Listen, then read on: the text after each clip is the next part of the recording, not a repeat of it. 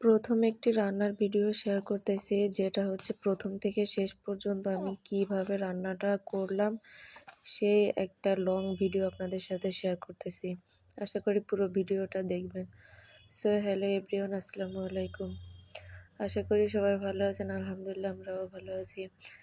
আমি এই প্রথমবার চিকেন রান্নার ভিডিওটা শেয়ার করলাম। প্রথম থেকে শেষ পর্যন্তই শেয়ার করার চেষ্টা করছি। কিভাবে কি করলাম, চিকেনটাকে আমি প্রথমে ভেজে নিয়ে তারপরে হচ্ছে রান্না করব। কারণ মোর স্বামী চিকেন খাইতে পছন্দ করে না, এরা শুধু গরুর মাংসই পছন্দ করে। আমি আর আমার মেয়ে হচ্ছে চিকেন পছন্দ করি বেশি। যাই হোক, আমাদের জন্যই চিকেনটা আনে। এই বেচারা কিছুই খায় না চিকেনের, শুধুমাত্র একটা লেগ পিস খায়। একটা লেগ পিস ছাড়া সে আর চিকেনের কোনো কিছুই খায় না। আমি আর আমার মেয়েই সব সাবার করে দিই। আমার আর আমার মেয়ের প্রিয় চিকেন। এই যে ভাজা কমপ্লিট হয়ে গেছে, এখন চিকেন ভাজাটা আমি উঠিয়ে নেব। উঠিয়ে নিয়ে তারপর হচ্ছে রান্নার প্রসেসিং করব অন্য একটা কড়াইতে।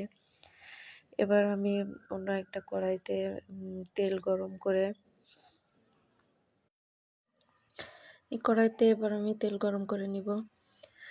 তেলটা পরিমাণ মতোই দিয়েছি আমি যেটুখানি আর কি পছন্দ করি, পরিমাপ মতো তেল দিয়ে তার ভিতরে আদা বাটা, রসুন বাটা, পেঁয়াজ বাটা এবং পেঁয়াজ কুচি সব কিছু একসঙ্গে দিয়ে এটাকে হালকা পরিমাণে একটু কষাবো, বেশি না।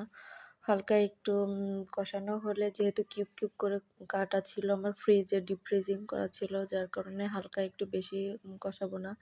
এরপর আমি পুরো গরম মশলা, ধনিয়া গুঁড়া, জিরা গুঁড়া, যত গুঁড়া মশলা ছিল আর কি, এগুলা দিয়ে মশলাটাকে সুন্দর মতন কষিয়ে নিব। কারণ মশলা যত বেশি কষানো হবে রান্নার স্বাদ ততটা ভালো আসবে। মশলা কষানোর উপরেই নির্ভর করে রান্নার স্বাদ।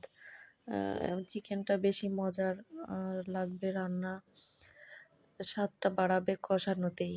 এবার মাংস ঢেলে দিয়ে মাংসটাকে সুন্দর মতন কষাবো এবং সুন্দর মতন কষানো শেষ হলে তারপরে আমি পানি দিব। এবার পানি দিয়ে হালকা হালকা পানি দিয়ে এটাকে আবার একটু দমে রেখে কষাবো। যত বেশি মাংসটা কষানো হবে ততটাই রান্নায় স্বাদ আসবে আর কি।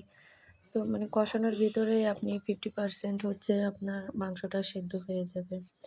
50%, আর এমনিতে হচ্ছে এটা ব্রয়লার মুরগি 50% সেদ্ধ হওয়া মানেই হচ্ছে আপনার চিকেনটা রান্না প্রায় শেষ। যাই হোক, এই যে আমি লাস্টে আবার আরেকটু ওই যে কষাই করব এবং এখানে ঝোলের পানি দিয়ে দিছি। আমি ঝোলের পানি দিয়ে এটাকে আবার একটু ঢাকনা দিয়ে ঢেকে দমে রাখবো। এখন একটু পানি দিয়ে, পরিমাণ মতো পানি দিয়ে এটাকে দমে রেখে, এই যে আমার লাস্ট রান্না শেষ। মাংসের কষা কেমন হলো জানাবেন। আল্লাহ হাফেজ।